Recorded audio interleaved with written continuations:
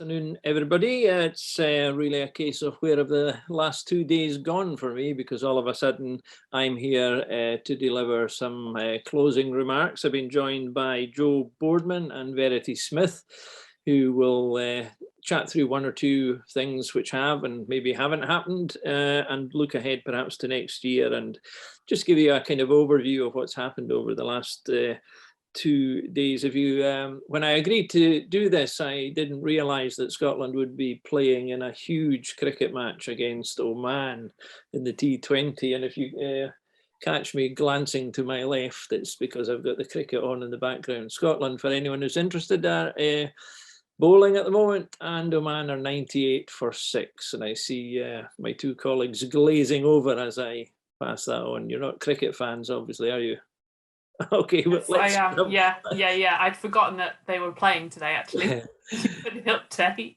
Yeah, well, let's move swiftly on. The first thing I've got to do really is to thank everybody for taking part and the various contributions, and particularly, I think, two outstanding contributions from our keynote speakers, Ros Kerslake on the first morning, who was excellent, and then my own favourite session, I think, of the 2 days was my chat with Danny Crates this morning, when you know, as I said to him, it was the only time I've ever in my life spoken to a shark displayed diver, and I don't think I'll be doing that anytime soon again. He was absolutely outstanding and delivered an inspirational talk to us.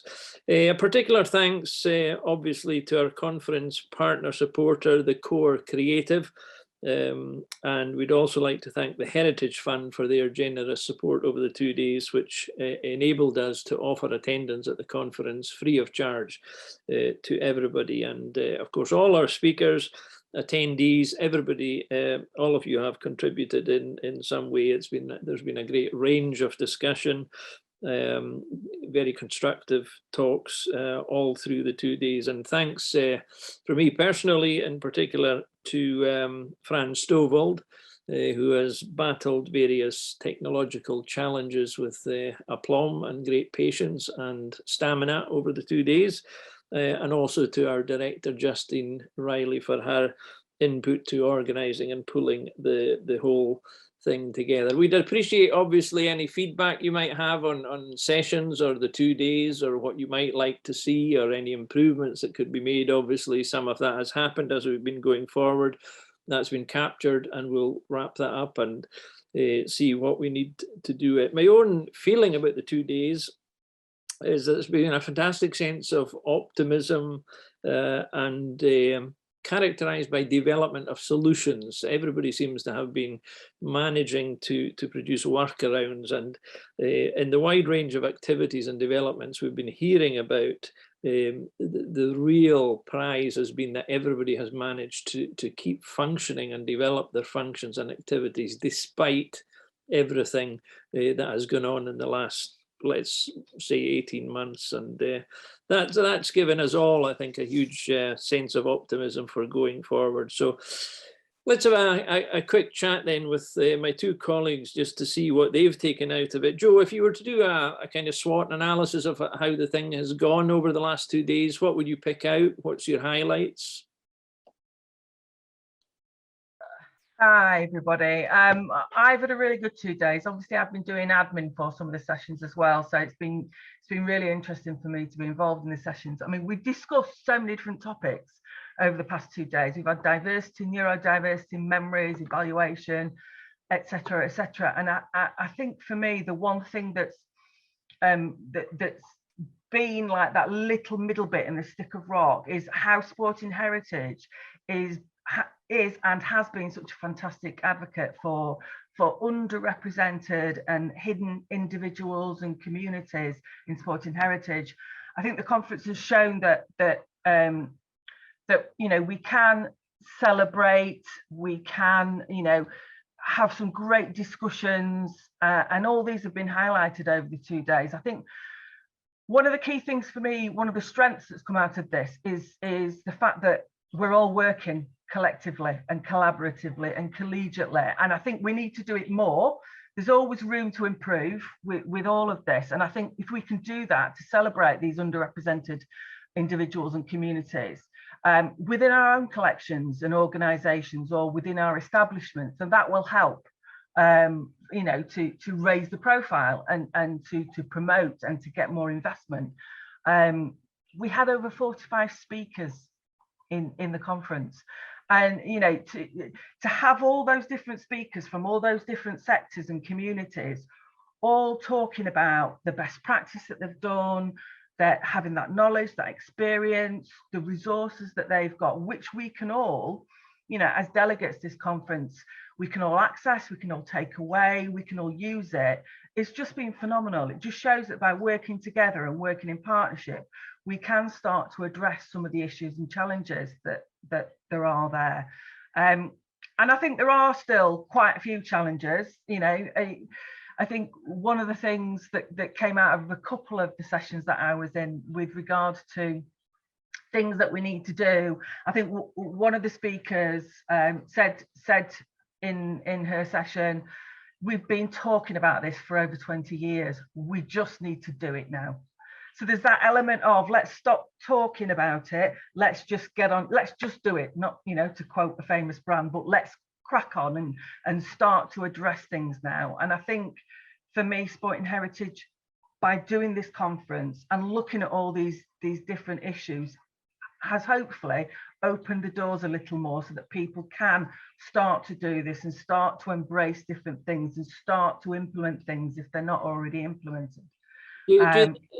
Sorry to interrupt you, do you think in some way the pandemic and the particular circumstances we've all had to operate in has actually pushed us into a different type of focus on where we all sit within these different areas, and how in a way it's driven us to be more collegiate during this period?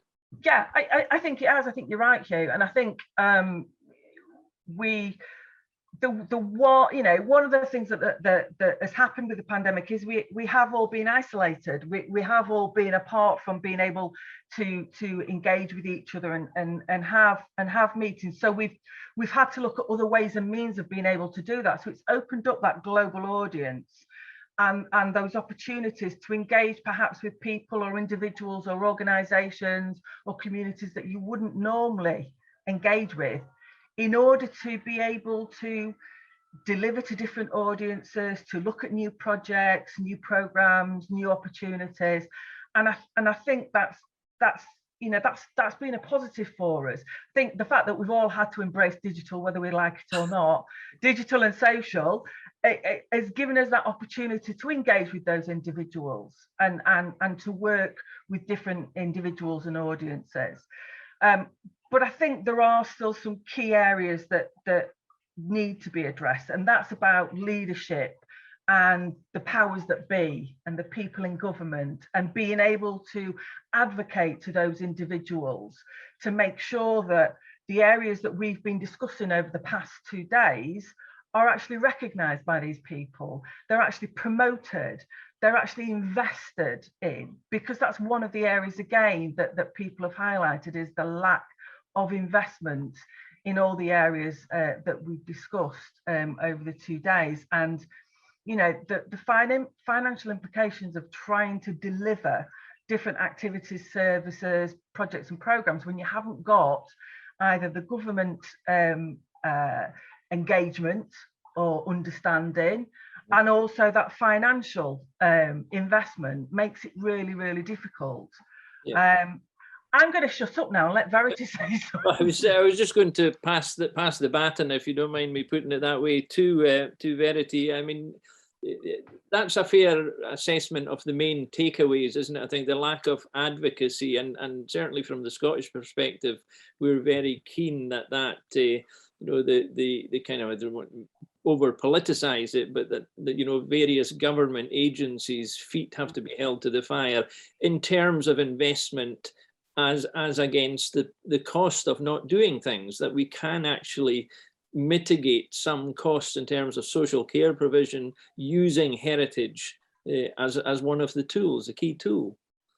Yeah, absolutely. Hello, everyone, and thanks for having me on the panel. Yeah, I would agree with a lot of what Jo has just touched on, and kind of taking a step back as an independent professional, I would say, yeah, there's always more that can be done in terms of representation and inclusivity.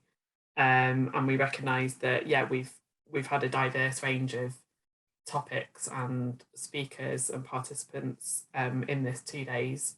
But there is a bit more we can do, and certainly representation of people of colour is something that I think we're all working towards being able to embed a bit more, so that it kind of becomes second nature and it's not this kind of add-on. But I would also agree that, you know, in a wider context, yeah, when you haven't got the support of major funders or kind of government policy, it's an incredibly difficult climate to work in.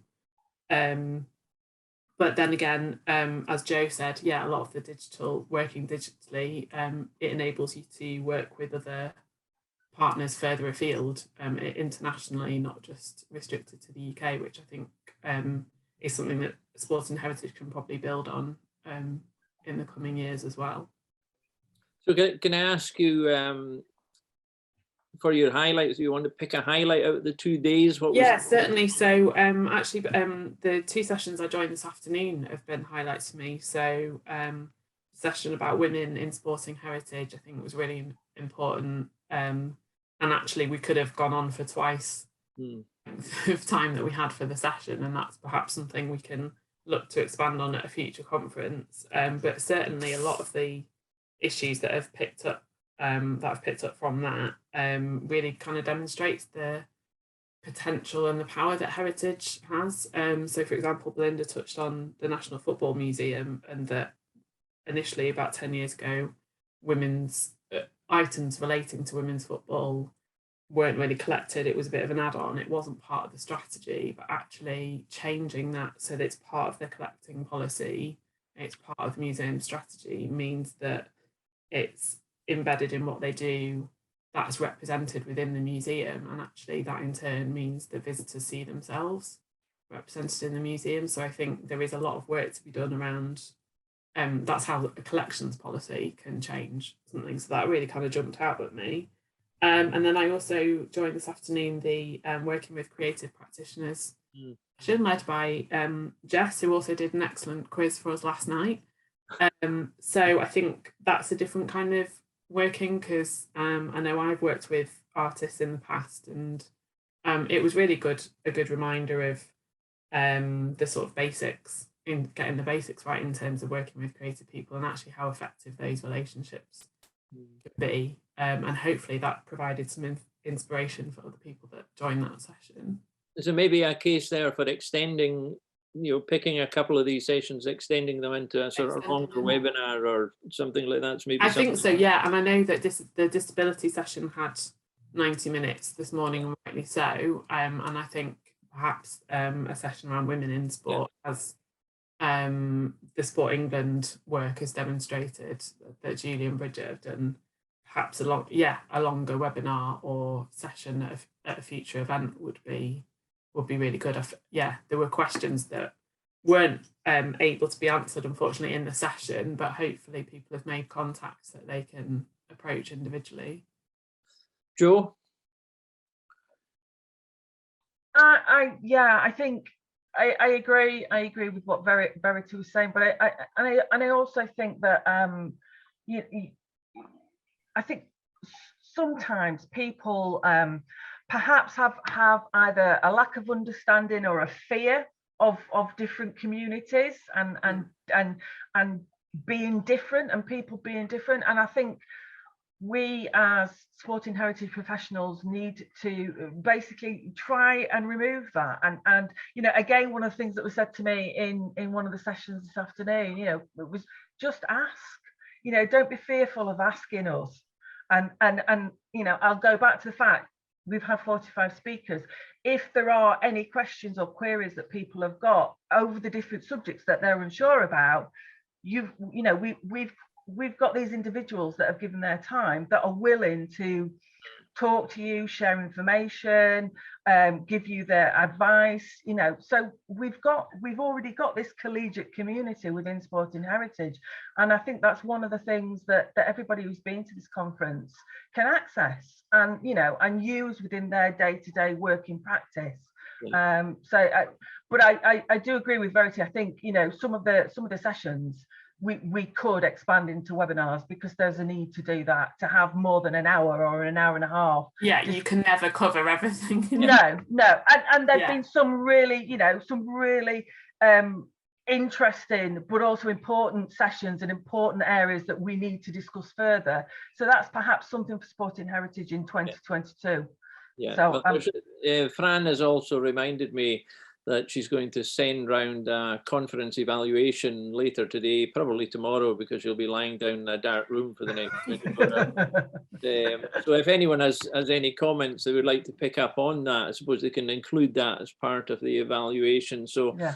The other thing Fran has reminded me, obviously, there is a very genuine cricketing connection here because of the name Headley Verity. There's always somebody. Which I didn't think was terribly relevant to this panel, but thanks, Fran. Some people on the session already do know that in certain circles. Yeah, well, I'm just going to ask you just very briefly to sum up, because we don't want to keep people back, and there is a cricket match to watch. Just in one or two sentences each, then, where do we go from here? Verity first. Oh gosh, what a question. I think there's so much to build on. I think it's kind of, people are doing so much great work out there that has been demonstrated across the 2 days that I think it's proof that people are really in the thick of things, and to keep going and to not, and hopefully this is good motivation.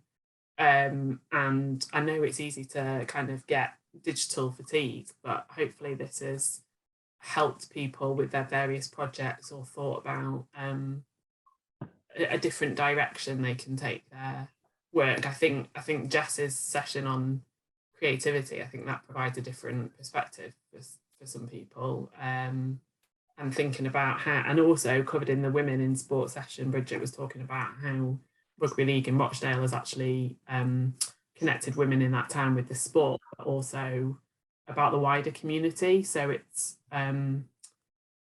proof that it's not in isolation, I think. So really to kind of build on what people are in the middle of doing. Jo? Start small, start within your own organisations, start to, you know, look at what we've been talking about over the past 2 days and look at where there are opportunities for you to embed some of the things that have been discussed within your local organisations, you know, within your sites, and talk to those that have been on this conference. You know, use the fact that we've had all these experts and these professionals that you can talk to get advice and information about how to develop things, how to implement things, how to ask people for help if you need to do that, and use this conference as the opportunity to do that. So yeah, start small, be positive, and just ask people, because we all care. And we all want to help each other and work collaboratively. So, you know, you've got all the contact details of all the people that have been in this conference within your packs. So to use that to be able to start something small from your local community, your local organisation, and we can start to build. Well, that's a very positive note to conclude things on, and we can wrap things up there. I think we've managed to get the message across. There is so much help there available, and people can now source that if they didn't have the connections before. So thank you both for taking the time to help me bring the conclusion to a rounded position at the end, where I think we've managed to tie everything up. And we haven't obviously set up the details for next year. They will develop as we're going forward. We would, at this stage, we're looking to have a mix of virtual and hopefully more in-person activity over the next 12 months. There will, of course, be the ongoing training programs, projects, and as we've discussed here, maybe developing series of webinars. We'll get that information flowing out as best we can. So thank you. Can I just, sorry. Yeah, sorry, Hugh. Can I just say one thing, because Fran will scream at me if I don't say this. We've got a funding session coming up in November, on the 16th of November, but prior to that, the toolkit session, which unfortunately we couldn't run yesterday, is going to run on the 9th of November, and that's basically for everybody to look at what it is that they need to set up their own organisation, to set up their collections, get things set up properly. And then the funding session is a week after. So if you need funding then to implement some of the things that have been highlighted, you can actually come along to the funding session, and that's again in your delegate pack. So all the information and the Eventbrite link is in there, and it's free for people to come to. So yes, I thought I'd get that in before Fran will scream at me if I don't. Yeah, well, that gains us all brownie points from Fran, which is never a bad thing. Never a bad way to finish a conference, by getting brownie points from your organizer. So again, thanks very much to Fran, to both of you, and to everybody else, all of you out there who have joined in with us. I'm confident now that Scotland need 123 runs to win. I'm confident we can knock this out of the park. So thank you very much once again. And in the meantime, to everybody, the message is stay safe and stay healthy. Bye for now.